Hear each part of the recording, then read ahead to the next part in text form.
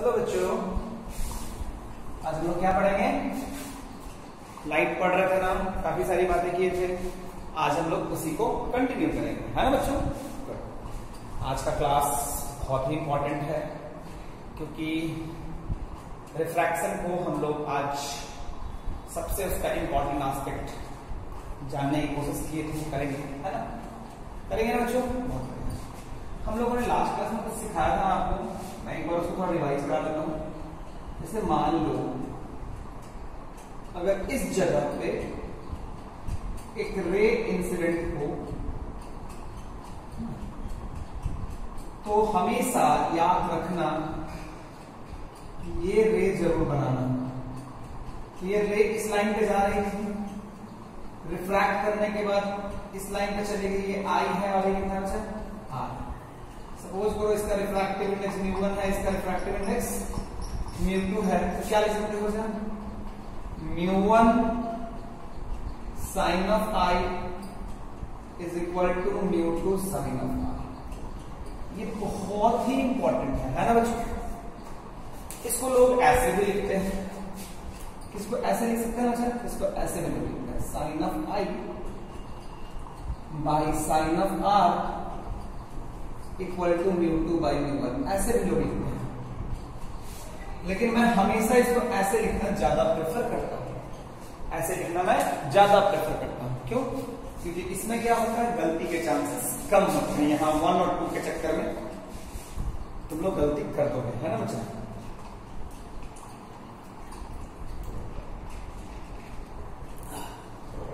अब क्या है बच्चा, थोड़ा सा इस रिलेशन को मैं और देखूं तो μ2 को क्या लिख सकता हूं? C by V। You can write μ2 को क्या? C by V इंटू μ1 को क्या लिखते हो? C by V1। ऐसे टिकट गया ना? Wow, sin I by sin R V1 by V2। V1 किसका? V1 क्या है? इस मीडियम में स्पीड। V2 क्या है? इस मीडियम में, है ना? V1 by V2। तो तुम्हारा जो हो गया sin I by sin R equal to μ2 by μ1 equals to V1 by V2। अगर ध्यान से देखोगे बच्चा तो ये तो लाइट तो सेम ही है ना, जो ये रे है वही ये रे। ये रे रिफ्रैक्ट करके आई है, दोनों की फ्रीक्वेंसी क्या रहेगी? सेम। तो अगर मान लो इसकी फ्रीक्वेंसी को क्या लिख सकते हैं? लैम्डा के टर्म्स में V1 इंटू लैम्डा 1। सपोज करो इस मीडियम में वेवलेंथ लैम्डा 1 है, frequency equal to V1 by lambda 1। इस मीडियम में भी क्या लिखते हो? V2 into lambda 2। क्योंकि दोनों में फ्रीक्वेंसी सेम है, यहां से क्या आ गया? V1 into lambda 1 equal to V2 into lambda 2। तो V1 बाय V2 क्या हो गया बच्चा? Lambda 2 by lambda 1। क्या हो गया बच्चा? Lambda 2 by lambda 1। देखो तो ये V1 बाय V2 है ना, this is equal to how much? Lambda 2 by. तो काफी सारी चीजें यहां आ गई, काफी सारी चीजें यहां आ गई। क्या क्या आई है देखो ध्यान से। Sine of I by sine of R is equals to μ2 by μ1 is equals to V1 by V2 is equals to lambda 2 by lambda 1। Am I clear? Sin I by sin R equals to μ2 by μ1 equals to V1 by V2 equals to lambda 2 by lambda 1।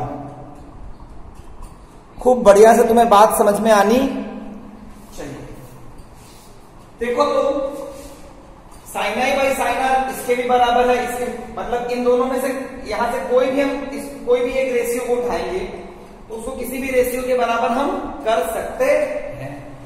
क्या मेरी बात clear है बच्चा? कोई दिक्कत वाली बात नहीं है। देखो ये रिलेशन मुझे किससे मिला था? sin I by sin R equal to μ2 by μ1। ये रिलेशन किससे मिला मुझे? ये रिलेशन मुझे मिला लॉज ऑफ स्नेल्स लॉ से। कहां से मिला? उसके बाद ये वाला रिलेशन मुझे रिफ्रैक्टिव इंडेक्स की डेफिनेशन से, फिर ये वेव की प्रॉपर्टी से, ये सब आपस में कनेक्ट होते चला गया। होते चला गया ना बच्चों, क्या मिटा दो?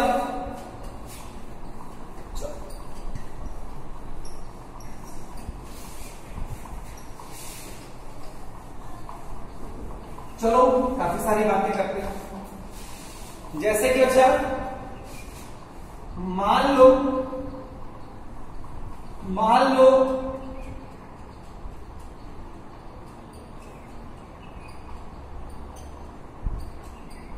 ये 45 डिग्री है, ठीक है, ये 45 डिग्री है,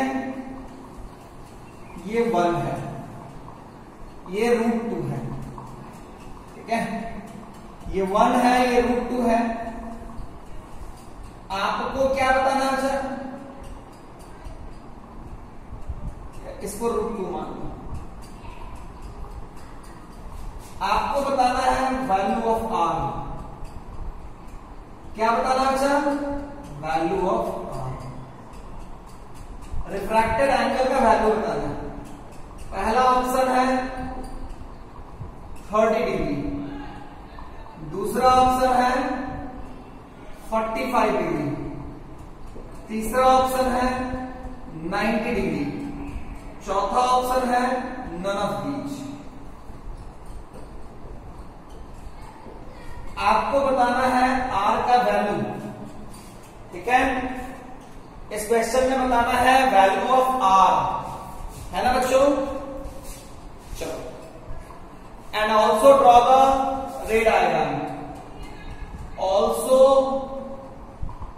draw the ray diagram, also draw the ray diagram. पूरा ढंग से बनाना है बच्चों, क्लियर है क्या? बहुत बढ़िया से। तो देखो तो क्या बोला है आर निकालने के लिए? आर निकालने के लिए आई इक्वल टू आर होता है क्या? यहां पे रिफ्रैक्टेड रे का मतलब आर बोल रहा है, मतलब रिफ्रैक्टेड रे की बात कर रहा है। ये तुम्हारा रिफ्रैक्टिव इंडेक्स दिया हुआ है। तो अगर ध्यान से देखो कि अगर मान लो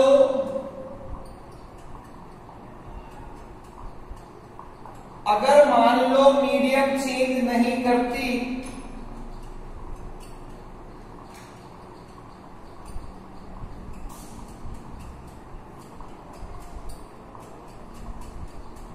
अगर मीडियम चेंज नहीं करती तो क्या होगा? ये इंसिडेंट रे था, इसी लाइन पे चली जाती, लेकिन क्या मीडियम चेंज किया कि नहीं किया? किया। कौन डेंसर है? मान लो इसको 1 बोल दो, इसको 2 बोल दो। Which one is denser? Which one is denser?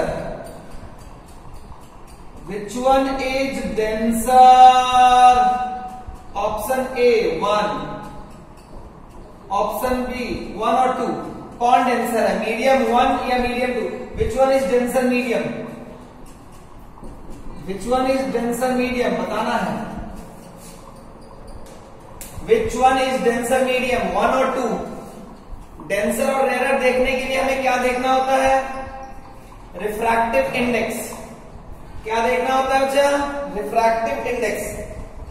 Refractive index देखो तो किसका ज्यादा है? 1 का ज्यादा है और 2 का कम है।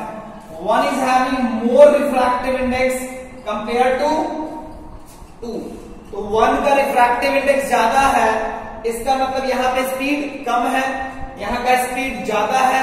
जहां का स्पीड कम होगा वो डेंसर होगा। Obviously medium 1 is denser. तो ये डेंसर है, ये रेयर है। डेंसर से रेयर आता है तो नॉर्मल के तरफ आएगा, नॉर्मल से दूर जाएगा, नॉर्मल से दूर जाएगा। तो ये तुम्हारा आर है। इसी आर का वैल्यू निकालना है, देखते हैं। तो √2 into sine of 45 degree is equal to 1 into sine of are. तो √2 into 1 by √2 equal to 1 into sine of R. ये कट जाएगा, साइन ऑफ आर का वैल्यू हो गया 1, आर का वैल्यू हो गया 90 degree. 90 degree with the normal. Normal यही है ना? तो यहां से 90 होने का मतलब क्या हो गया? सरफेस के अलॉन्ग। ये 90 डिग्री किससे आ रहा है? नॉर्मल से आ रहा है। नॉर्मल से 90 मतलब किसके साथ चला जाएगा? वो जाएगा सरफेस के अलॉन्ग। क्लियर है क्या? अरे क्लियर है क्या? कोई दिक्कत वाली बात नहीं है क्या? मैंने रे डायग्राम भी ड्रॉ कर दिया है ना?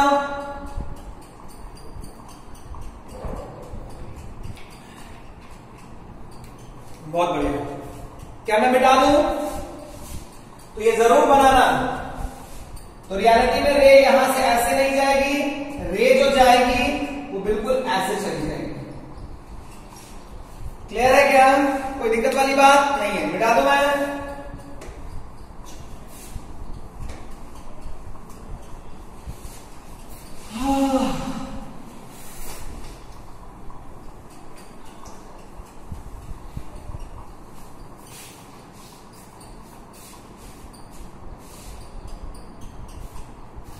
चलो बच्चों, और एक बात करते हैं। मान लो ये सरफेस है ना? एक रे ऐसे आई, बिल्कुल ऐसे। ये म्यू है, ये म्यू का वैल्यू है 2, ये म्यू का वैल्यू है 1।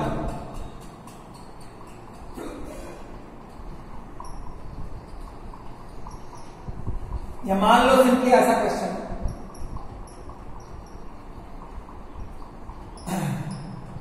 ऐसे दिया हुआ है, ये म्यू1 दिया हुआ है, ये म्यू2 दिया हुआ है। आपको पहला क्वेश्चन बताना है वैल्यू ऑफ आई। मैं सारे क्वेश्चन में किसके लिए नहीं कर रहा हूं? Value of I. Option A 90 degree, option B 0 degree, option C 30 degree, option D none of these. Which of the option is correct? Value of I बताना है भाई, वैल्यू ऑफ आई बताना है भाई। बताओ, वैल्यू ऑफ आई बताओ बच्चों। ध्यान से देखो, तो इस पॉइंट पे सरफेस ऐसे है, तो नॉर्मल भी तो इसी लाइन के लॉन्ग होगा ना। तो नॉर्मल से एंगल कितना बना रहा है? 0। तो आई का वैल्यू क्या हो गया? तो which of the option is correct? कुछ राक्षस लोग हैं जो जरूर 90 डिग्री यूज किए होंगे, है ना? तुम लोग के अपने बहुत सारे कॉन्सेप्ट्स हैं, है ना, जो तुम लोग दिमाग में बिना बोले ही ले आते हो। चलो, वैल्यू ऑफ आर बताना है। पहला ऑप्शन है 90, दूसरा ऑप्शन है 0 डिग्री, तीसरा ऑप्शन है data insufficient, D none of these. ढंग से बनाइए value of R. Value of R निकालिए बच्चों।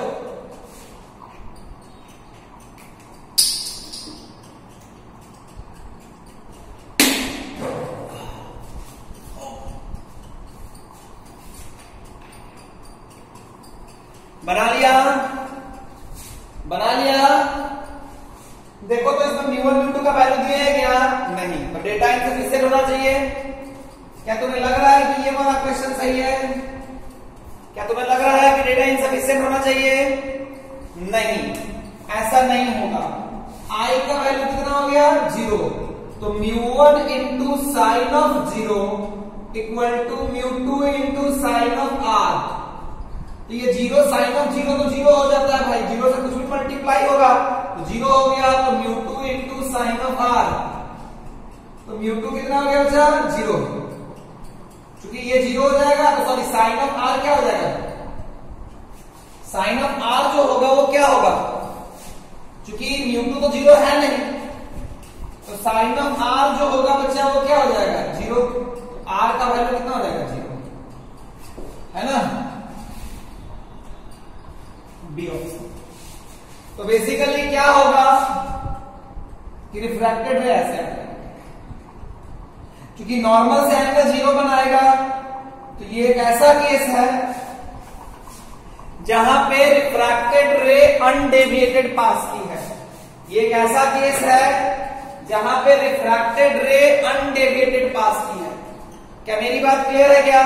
क्या मैं इसको मिटा दूं?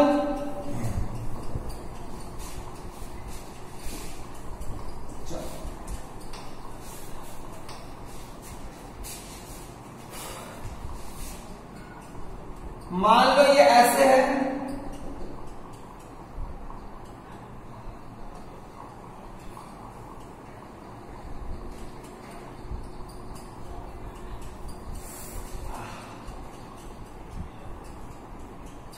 मान लो तुमको मैंने दे दिया 45 डिग्री, है ना, 45 डिग्री दिया है,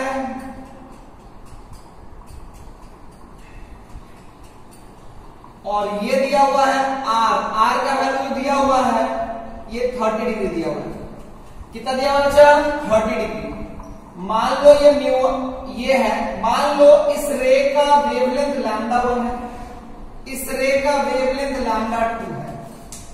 आपको बताना है λ1 बाय λ2, λ1 बाय λ2 पहला ऑप्शन, 1 बाय √2 दूसरा ऑप्शन, 2 तीसरा ऑप्शन, √2 चौथा ऑप्शन, 1 बाय 2। आपको बताना है लैम्डा बाय λ1 बाय λ2 का रेशियो बताना है। Find out the ratio of λ1 by λ2। बनाओ। क्लियर है क्या? क्या ढंग से बात हो गई क्या?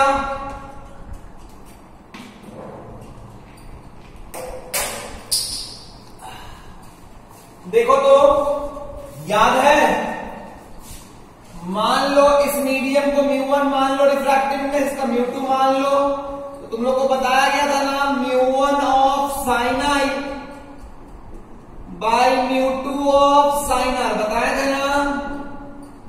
Sign I by sine R क्या होता है बच्चों?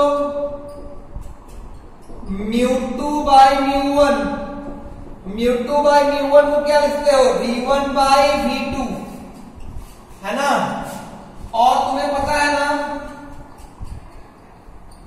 अच्छा वहां पे एक गलती हो गया, वहां पे पिछले क्वेश्चन में जो मैंने यहाँ फ्रीक्वेंसी लिखा था ना, वो एक गलती था। एक्चुअली में मान लो ये v1 है तो इसकी फ्रीक्वेंसी f होगी, ये v2 है तो इसकी फ्रीक्वेंसी क्या होगी? f। एक गलती हो गई थी वहां पे, उसको करेक्ट कर लेना है ना। तुम्हें क्या पता है? v1 equals to f into λ1, यही ना। v1 equals to f into λ1, है ना। v2 equals to what? f into λ2। तो यहां से f इक्वल टू क्या होता है? v1 bye λ1। यहां से f इक्वल टू क्या होता है? v2 bye λ2। तो यहां से इन दोनों से मिलाओगे तो क्या हो जाएगा? v1 bye λ1 equals to v2 bye λ2। तो v1 by v2 equals to λ1 by λ2, v1 by v2 equals to λ1 by λ2। वहां करेक्ट कर लेना कि अगर रिफ्रैक्टिव इंडेक्स μ1 है, ये λ1 है, ये v1 है, ये f है, ये λ2 है, ये v2 है, ये f है, तो ये होगा। तो देखो तो तुम्हें λ1 बाय λ2 बताना है, तो sine of i by sine of r equal to what? λ1 by λ2। Sine of i by sine of r क्या होता है? λ1 बाय λ2। साइन ऑफ i कितना होता है? Sine 45 degree by sine of r कितना होता है? 30 डिग्री। λ1 बाय λ2 ये कितना हो जाएगा? 1 बाय √2 इंटू 1 बाय 2। λ1 बाय λ2 ये कट जाएगा ना बच्चों। क्या पूछा हूं? λ1 बाय λ2 पूछा हूं, कितना आएगा? √2। तो which of the option is correct? Which of the option is correct? C. क्या मेरी बात समझ में आई ना? प्लीज इसको करेक्ट कर लीजिएगा वहां पे, प्लीज इसको करेक्ट कर लीजिएगा वहां पे ढंग से। इस रिलेशन को ध्यान से रखिएगा, sine I by sine R equal to mu two by mu one by v1 by v2 equal to lambda one by lambda two. कोई दिक्कत वाली बात नहीं है। क्या मेरी बात क्लियर हो गई क्या? अरे बोलो, अरे बोलो बच्चों, बहुत बढ़िया।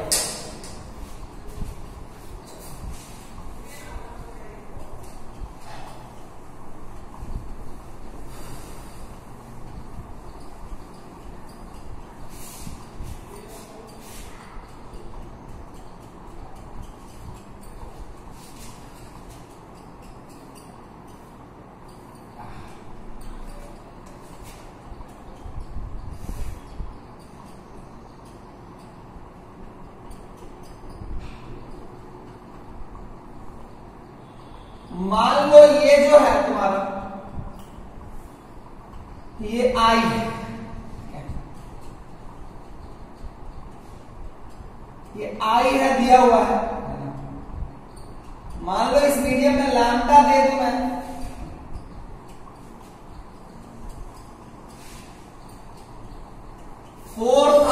एंगस्ट्रॉम, लैम्डा वन,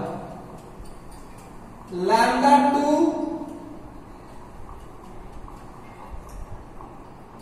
मान लो ये लैम्डा वन है 4000 एंगस्ट्रॉम, मान लो इसका रिफ्रैक्टिव इंडेक्स है 1, ठीक है, इसका रिफ्रैक्टिव इंडेक्स है 1, इसका रिफ्रैक्टिव इंडेक्स है 2, है ना। आपको बताना है लैम्डा 1 बाई लैम्डा 2 का ratio, option A 1/2, option B 2, तीसरा नन ऑफ दीज।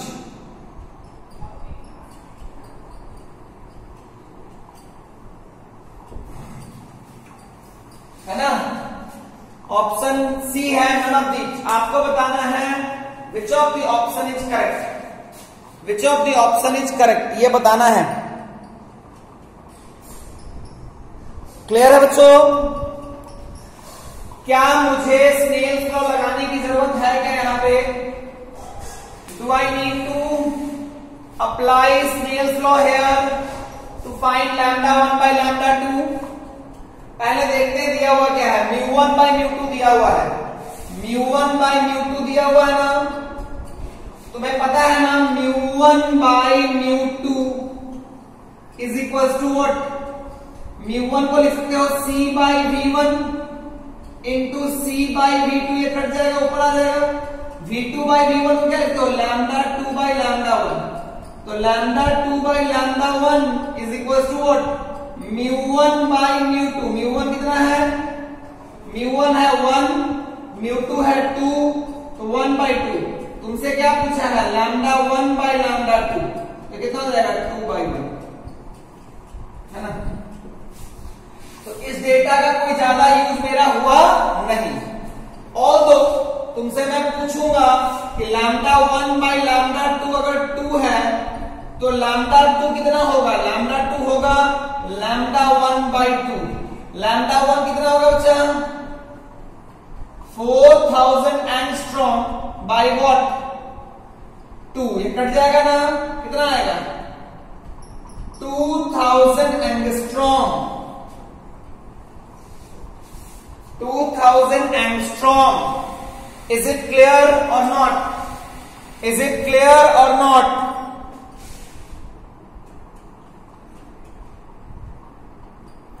क्या मेरी बात समझ में आई क्या?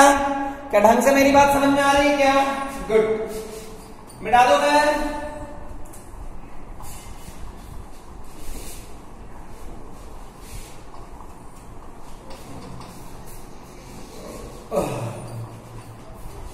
बुक में तुमको ये रिलेशन ऐसे भी मिलेगा, μ1 of sine I by μ2 of sine R. तो तो sine of I by sine of are is equals to mu two by mu one. ये तुम्हें ऐसा भी लिखा हुआ मिलेगा, ये मैंने ऑलरेडी बता दिया है। ये सब कुछ मिलेगा, कंफ्यूज होने की जरूरत नहीं है। ये सारी बातें mu two by mu one, mu two one, mu two one, mu two one, ऐसे सारी बातें सेम है, अलग अलग है? सेम है बच्चा, एक ही बात। क्लियर है क्या? क्या मैं मिटा दूं?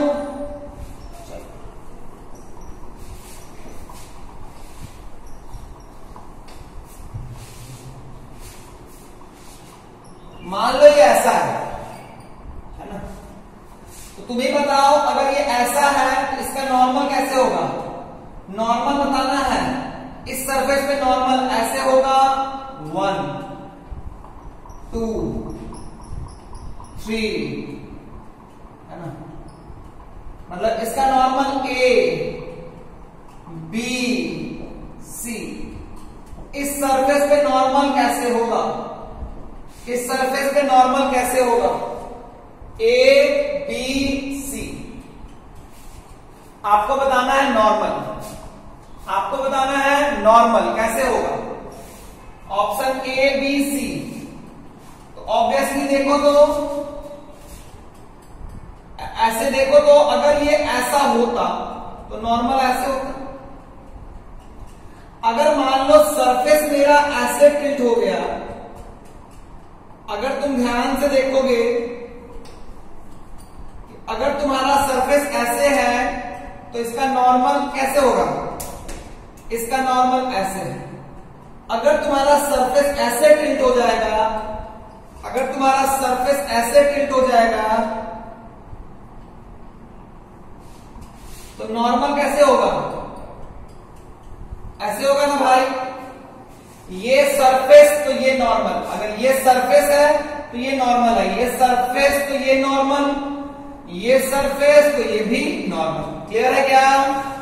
तो ऑब्वियसली इसके नॉर्मल अगर होगा तो ऐसे होगा, कोई दिक्कत वाली बात नहीं। ध्यान से समझ में आना चाहिए। क्लियर है क्या? गुड। क्वेश्चन है अच्छा, इस पे नॉर्मल ऐसे है,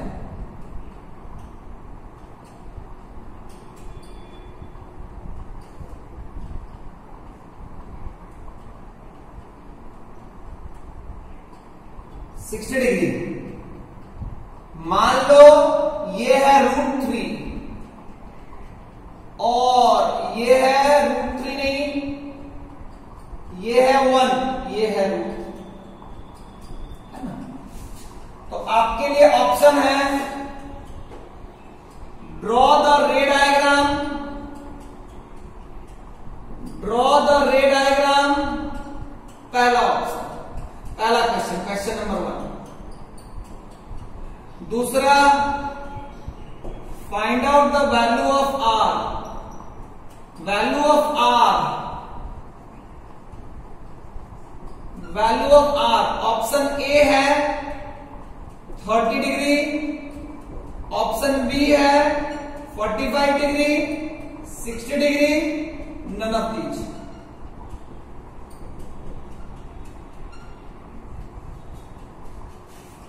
$30 degree, 45 degree, 60 degree, none of these. चलो बच्चों, बढ़िया से बनाना है भाई।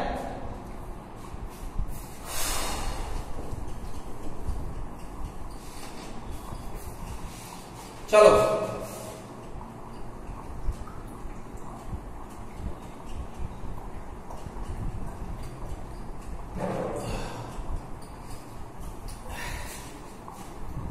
सबसे पहला चीज क्या बचा? इस रे को ऐसे बढ़ा दो, है ना? अगर ये बाउंड्री है, ये बाउंड्री है। अगर तुम्हारा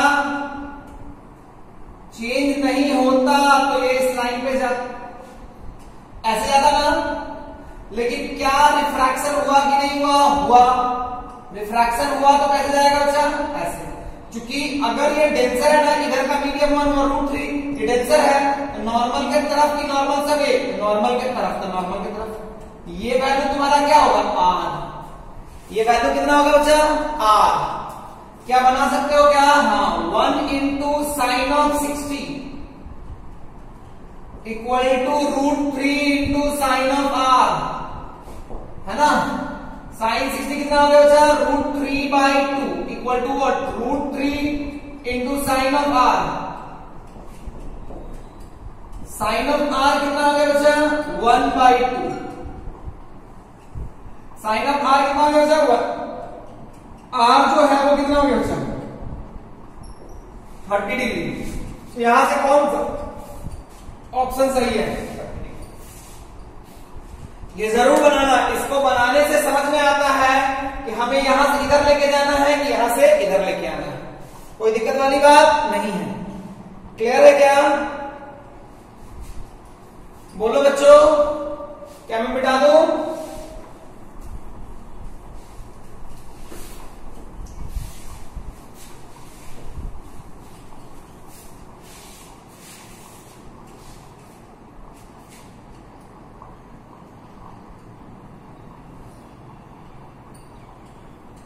ऐसा दिया हुआ है,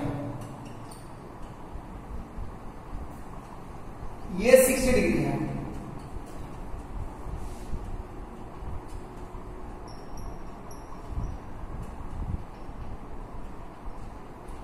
मान लो एक रे ऐसे आई है,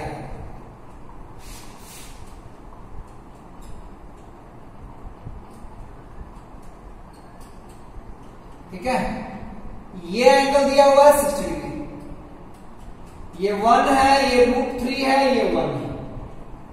तो क्या होगा इस केस में, यहां पे रिफ्रैक्शन होगा, फिर यहां जाएगा तो फिर से रिफ्रैक्शन होगा। तो कितना बार रिफ्रैक्शन होगा, एक बार या दो बार, यहां पे भी रिफ्रैक्ट करेगा, यहां पे भी रिफ्रैक्ट करेगा। तो कितना बार रिफ्रैक्शन होगा, एक बार या दो बार, दो बार। तो मान लो यहां पे जो रिफ्रैक्टेड एंगल बनाया है, इस यहां पे जो रिफ्रैक्टेड एंगल है ये R1 है, यहां पे जो रिफ्रैक्टेड एंगल है वो R1 है, फिर यहां पे जो रिफ्रैक्टेड एंगल है ये R2 है। मान लो इस एंगल को मैं E बोल देता हूं।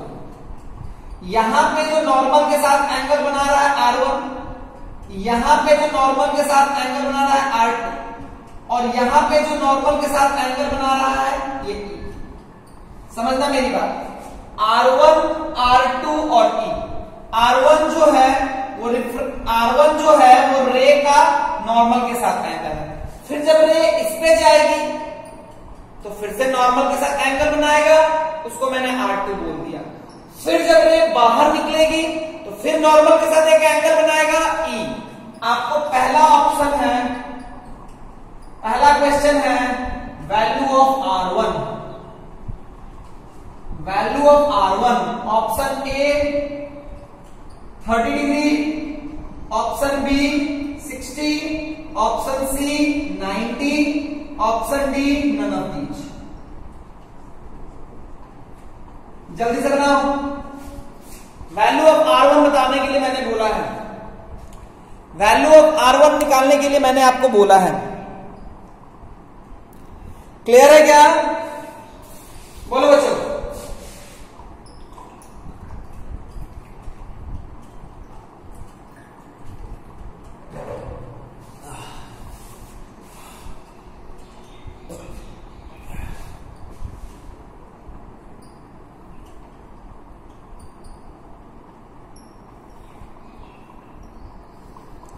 देखो बच्चों, होगा क्या कि सबसे पहला चीज, ये रे ऐसे जाती, ये रे ऐसे जाती, गई या नहीं, रे ऐसे जाती गई या नहीं, नहीं गई, नहीं गई ना। ये क्या है, ये कैसा मीडियम है, दो सरफेस देखते हैं, ये 1 है, ये √3 है, तो ये बाउंड्री है, तो ये क्या होगा, नॉर्मल की तरफ या नॉर्मल से नॉर्मल की तरफ। R1 का वैल्यू चाहो तो निकाल सकते हो, 1 into sine of 60 degree equal to √3 into sine of R1। तो क्या हो गया बच्चा, sine of R1 equal to what, √3/2 into √3 cut गया ना 1/2। R1 का वैल्यू कितना हो गया बच्चा 30 डिग्री। R1 का वैल्यू क्या हो गया बच्चा 30 degree. This angle is how much,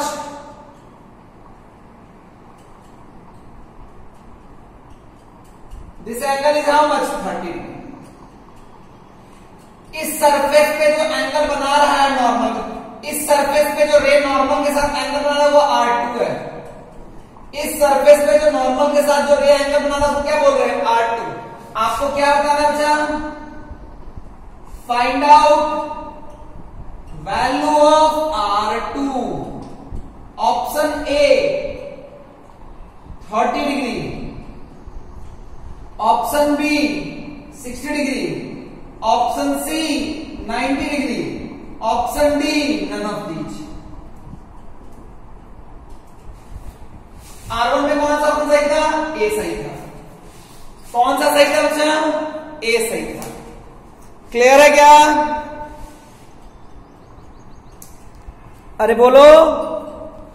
इसका पहला ऑप्शन जो है वो 30 डिग्री है। पहला ऑप्शन जो है वो क्या है बच्चा 30 डिग्री। चलो बच्चों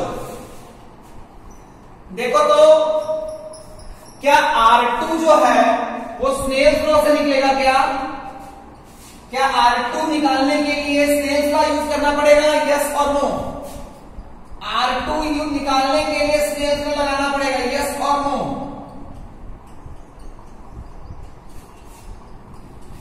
To find R2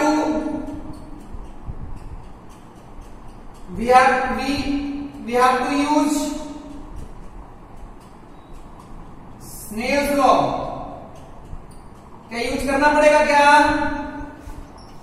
यस और नो, यस और नो, नो। क्यों नहीं भैया, अरे स्नेल्स लॉ यूज तब करते हैं ना जब एक जगह दूसरे जगह जा रही है। देखो तो यहां बेसिकली तो कोई रिफ्रैक्शन ही हो रहा है, रे यहां से यहां आया है। तो देखो तो कैसे निकालते हैं R2। देखो बच्चा R2 के लिए ध्यान से देखिए नॉर्मल है ना। अगर मान लो ये नॉर्मल है तो ये एंगल कितना होता है 90, ये एंगल कितना होता है 90। देखो तो ये पूरा एंगल कितना होगा, ये पूरा एंगल कितना होगा, ये नॉर्मल है ना, तो ये भी 90 होगा और ये भी 90 होगा। तो ये 30 है तो ये कितना हो गया 60। अगर ये 60 है ये 60 है तो ये भी कितना हो गया 60। तो नॉर्मल जो होता है, नॉर्मल जो होता है वो सरफेस से कितना एंगल रहता है 90। तो जो नॉर्मल होगा उसका यहां पे नॉर्मल कैसे होगा, यहां पे नॉर्मल कैसे होगा, ऐसे होगा ना बच्चों।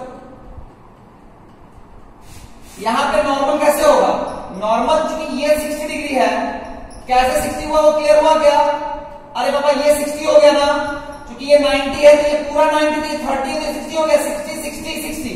चूंकि ट्राइंगल का तीनों एंगल का समेशन 180 होगा, तो ये 60 डिग्री है तो ये कितना हो गया 30 डिग्री। पूरा 90 है ना, नॉर्मल के साथ ना, तो R2 का वैल्यू कितना हो गया 30 डिग्री। R2 का वैल्यू कितना हो गया 40 डिग्री है ना। तो नॉर्मल यहां पे डाल दिया भाई, नॉर्मल का ये पूरा एंगल कितना होता है, पूरा 90 है, ये 60 है तो ये कितना हो जाएगा 30। अब मैंने आपसे यहां पे जो रे जो नॉर्मल के साथ एंगल बना रहा है इस सर्किल पर बाहर में E है, तो find out value of E, find out value of E। Option A 30,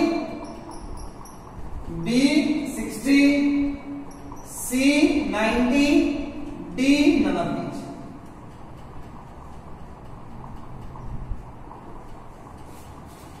D none of these बनाओ।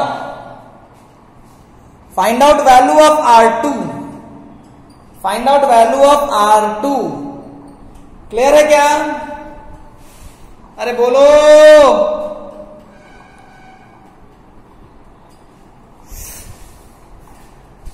देखो तो ये रे ऐसे जाती दिखाए, लेकिन रे जो है वो ऐसे नहीं जाएगी, क्योंकि इस बाउंड्री के इधर जो मीडियम है वो √3 है, इधर 1 है, ये डेंसर है, ये रेयर है, तो क्या होगा नॉर्मल के, ये रे जो है, रे तुम्हारा ये नॉर्मल के तरफ, ये नॉर्मल से अवे, नॉर्मल के तरफ, ये नॉर्मल से अवे, ये डेंसर है, ये रेयर है, तो क्या होगा नॉर्मल के अवे, ऐसे चला जाएगा। और ये एंगल जो होगा ये तुम्हारा क्या कहलाएगा, क्या कहलाएगा बच्चा, ई। तो स्नेल को लगाना पड़ेगा ना, देखो तो इंसिडेंस एंगल कितना है 30, इंसिडेंस एंगल कितना है 30, तो क्या करोगे 1 into sine of 30, sorry √3 into sine of 30 equal to 1 into sine of E.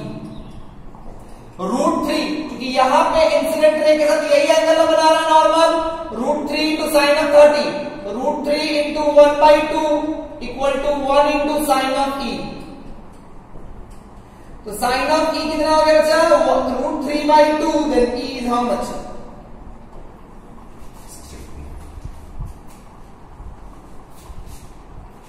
Is how much, 60 degree. Clear है क्या, अरे बोलो, अरे बोलो, बहुत बढ़िया। क्या मैं मिटा दूं, क्या मैं मिटा दूं,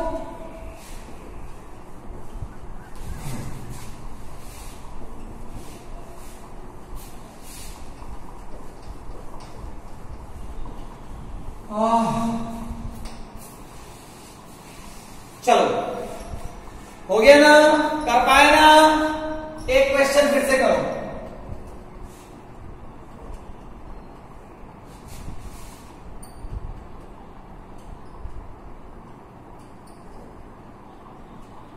ये 45 डिग्री है, ये जो है ये 75 डिग्री है। पहला ऑप्शन R1 मतलब यहां, R1 मतलब यहां, R2 मतलब इस सरफेस, मतलब इधर इधर इधर से जो इंसिडेंस एंगल बना रहा, और E मतलब इधर वाला जो, मतलब यहां जो यहां जो एंगल बनेगा वो R1, यहां जो एंगल बनेगा वो R2, यहां जो एंगल बनेगा, पहले R1 बताना है, R1। Option A 30 degree, B जो है 45 डिग्री, सी जो है वो 90 डिग्री, डी जो है वो 1/2 इंच। ये 1 है, ये √2 है, अंदर √2 है और ये 1 है, मतलब ये दो सर, यहां पे दो बार रिफ्रैक्शन लेना है, एक बार यहां से यहां जब गया तब, एक बार यहां से यहां से यहां गया तो R1 निकालना है, फिर जब यहां से यहां गया तो R2 भी निकालना है और E भी निकालना है। चलो वैल्यू ऑफ R1 बताओ, वैल्यू ऑफ R1 बताओ,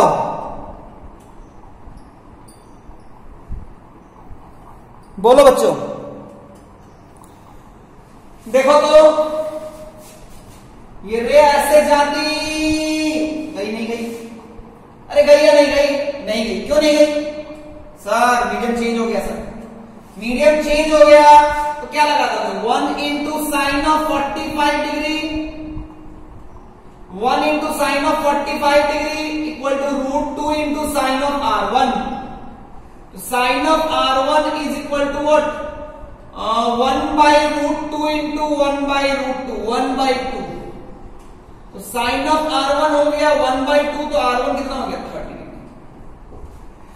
होना भी चाहिए था, ये 45 है तो ये भी कितना होगा 45, लेकिन खैर यहां पे रे क्या हो गया नॉर्मल की तरफ, ये नॉर्मल से रे, यहां पे रे जो होगा वो नॉर्मल की तरफ, डेंसर है ना, ये रेरा ये डेंसर, तो नॉर्मल की तरफ ऐसे, and this angle is how much 30 degree. अब तुमको क्या निकालना है, तो इसमें कौन सा ऑप्शन सही हो गया, ये। इस क्वेश्चन के बाद वैल्यू ऑफ R2, ऑप्शन वही है, ऑप्शन वही है, वैल्यू ऑफ R2 बताओ, वैल्यू ऑफ R2 बताओ, वैल्यू ऑफ R2 बताओ, चलो बताओ, अरे बताओ ना राम लालो। देखो ये पूरा एंगल कितना होता है, ये पूरा एंगल होता है 90, ये भी पूरा एंगल कितना होता है 90, ये 30 है तो कितना हो जाएगा 60। अरे बाबा ये 90 है ना, तो ये भी पूरा तो 90 होगा ना। अरे नॉर्मल है, ये 90 तो ये भी 90, अगर ये 30 है तो कितना हो जाएगा 60। नहीं समझे ना? अरे नहीं समझे ना? देखो ये नॉर्मल है तो ये 90 और ये भी 90, अगर मान लो ये 30 है तो ये कितना हो जाएगा 60, ये 30 तो कितना हो गया 60। Now this is 60, this is 75, then this will be how much 135, and this will be how much 45। अरे बोलो मेरे लाल 45। नाउ दिस इज 45, तो नॉर्मल कितना एंगल बनाता है भाई 90 बनाता है ना, तो ये लाइन अगर 45 बना रही है तो नॉर्मल ऐसे होगा ना, नॉर्मल ऐसे होगा ना। ये पूरा एंगल कितना होगा, अगर ये सरफेस है ये 45 बना रहा है तो नॉर्मल ये 90 होता है ना, तो ये एंगल कितना हो जाएगा 45 डिग्री। क्लियर है ना? नॉर्मल जो होगा वो कितना एंगल बनाएगा 45 डिग्री। नॉर्मल जो होगा वो कितना एंगल बनाएगा 45 डिग्री। तो ये रे ये नॉर्मल, इसके लिए कौन सा ऑप्शन सही हो गया, बी के लिए कौन सा ऑप्शन सही हो गया ये, R1 के लिए कौन सा सही हुआ ये, R2 के लिए कौन सा सही हुआ ये। क्लियर है क्या? Value of E option same है, ऑप्शन सेम है। वैल्यू ऑफ E बताओ, वैल्यू ऑफ E बताओ, बताओ। देखो तो ये रे ऐसे जा रही है ना, अरे ये रे ऐसे जा रही है ना, गई। ये रे ऐसे जा रही है ना, गई। लेकिन सॉरी, ये रे ऐसे जा रही थी, ये इंसिडेंट ये रे ऐसे जा रही थी, लेकिन क्या जाएगी क्या नहीं। इस बाउंड्री पे क्या हो गया रिफ्रैक्शन, तो ये रिफ्रैक्ट कर जाएगा तो नॉर्मल की तरफ, ये नॉर्मल से ये √2 है, ये 1 है, इधर वाला √2 है, इधर वाला 1 है, ये रेयर इंटेंशन। तो नॉर्मल इधर है, नॉर्मल इधर है, तो नॉर्मल से अवे इधर होगा ना, तो नॉर्मल से अवे ऐसे जाएगा। ये तुम्हारा हो गया। वापस लॉज ऑफ रिफ्रैक्शन लगाओ, तुम्हारा ये इंसिडेंट रे हो गया, ये रिफ्रैक्टेड रे हो गया, ये इंसिडेंट रे हो गया और ये रिफ्रैक्टेड रे हो गया। तो क्या करोगे √2 into sine of 45 degree equal to 1 into sine of E। Normal तो ये है ना भाई, हम जो रिफ्रैक्टेड रे का एंगल लिखते हैं वो किससे लिखते हैं, तो √2 into 1/√2 1 into sine of E। Sine of E is how much 1, E is how much 90 का मतलब क्या हुआ, नॉर्मल से 90, नॉर्मल से 90 का मतलब सरफेस के अलाउंग। तो बेसिकली रे ऐसे नहीं जाएगी, रे जो जाएगी वह ऐसे चली जाएगी, रे ऐसे चली जाएगी, रे ऐसे चली जाएगी और E जो होगा उसका वैल्यू होगा 90। वैल्यू ऑफ E क्या कहलाएगा 90, है ना। मैं इस डायग्राम को एक बार फिर से बना देता हूं ढंग से।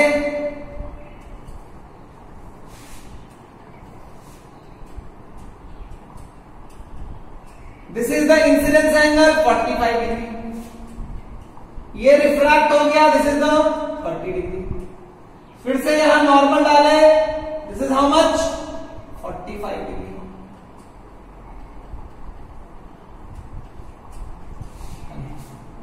यहां पे इंसिडेंस 45, रिफ्रैक्टेड 30, यहां पे इंसिडेंस 45, रिफ्रैक्टेड 90। क्लियर है क्या, क्लियर है क्या। यहां पे I कितना है, I 45, R 30, यहां पे 45, यहां पे 90। क्लियर है क्या। ये रिफ्रैक्टिव इंडेक्स 1 है, ये √2 है, ये 1 है, ये √2 है। क्लियर है क्या, क्लियर है क्या बच्चों, कोई दिक्कत वाली बात नहीं है, कोई दिक्कत वाली बात नहीं है। क्लियर है क्या। ऐसे 2 टाइम्स रिफ्लेक्शन भी करने में कोई दिक्कत नहीं है। मिटा दो मैं,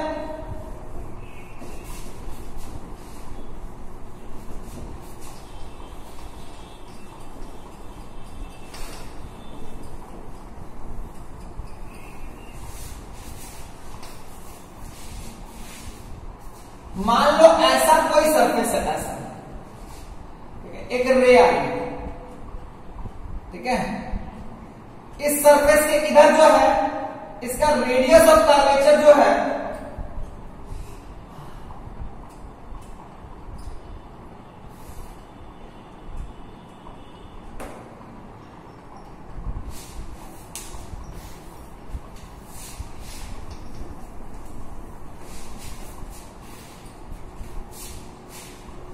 ऐसा सरफेस है, एक रे ऐसे आई, मान लो रेडियस है 6 सेंटीमीटर और ये जो है वो दिया हुआ है 3 सेंटीमीटर, है ना।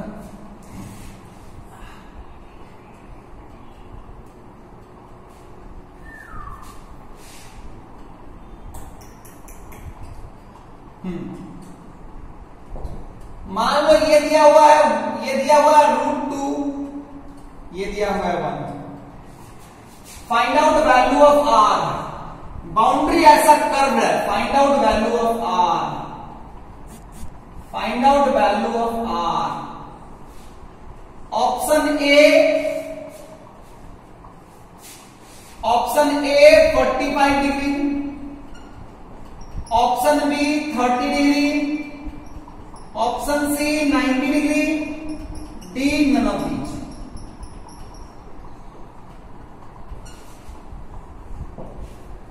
पहले वैल्यू ऑफ आर की जगह वैल्यू ऑफ आई निकालो, वैल्यू ऑफ आर की जगह वैल्यू ऑफ आई निकालो, वैल्यू ऑफ आर की जगह वैल्यू ऑफ आई निकालो।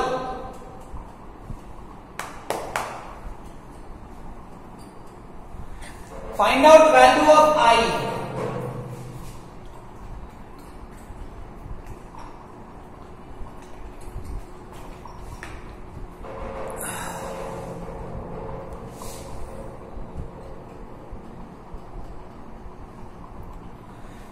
तो देखो बच्चों, मुझे यहां पे नॉर्मल डालना है ना, मुझे यहां पे नॉर्मल डालना है ना। ये स्फेरिकल है ना, नॉर्मल कहां होगा? सेंटर ऑफ कर्वेचर पे। तो सेंटर ऑफ कर्वेचर तो कहीं यहां होगा भाई, इस जगह पे नॉर्मल डालना है तो सेंटर ऑफ कर्वेचर से इसको मिला दो। ये लाइन क्या होगी? इस स्फेरिकल मिरर पे नॉर्मल। अब अगर तुम ध्यान से देखोगे तो ये पूरा जो है, ये पूरा लेंथ कितना होगा? ये पूरा लेंथ कितना होगा? 6। ध्यान से देखोगे तुमको ये दे दिया है ना 3, ये 6 है, ये 3, एक ट्रायंगल बन गया ना, ट्रायंगल बना।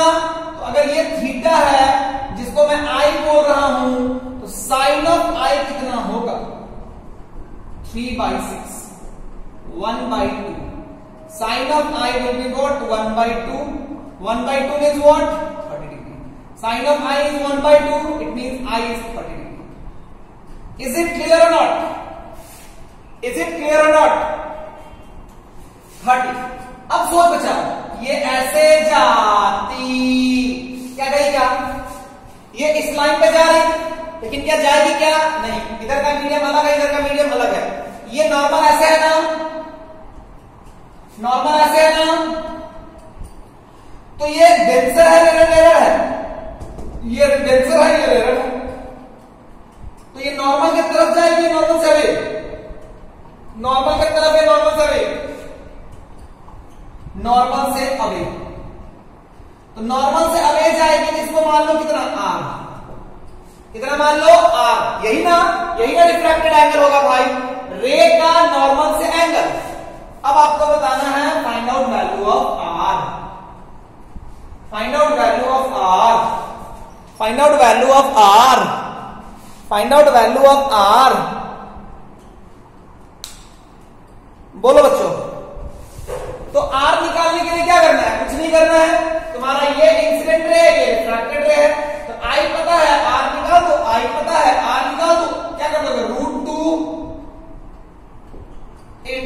Of i equal to 1 into sine of are. तो आई के लिए क्या सही था, 30 सही था। साइन ऑफ आई तो √2 into sine of i. Sine of i कितना होता है सर, 1/2 है।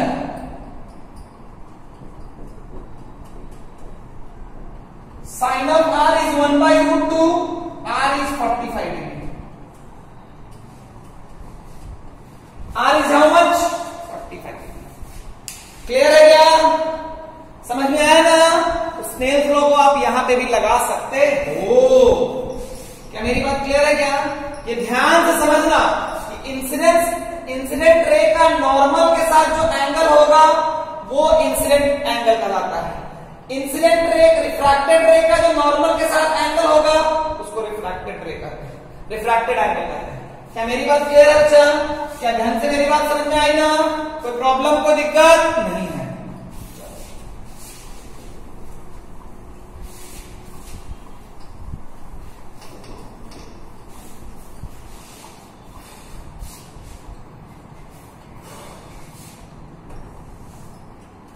चलो तो बस आज इतना ही, हमने बात कर ली है ना, हमने बात कर ली।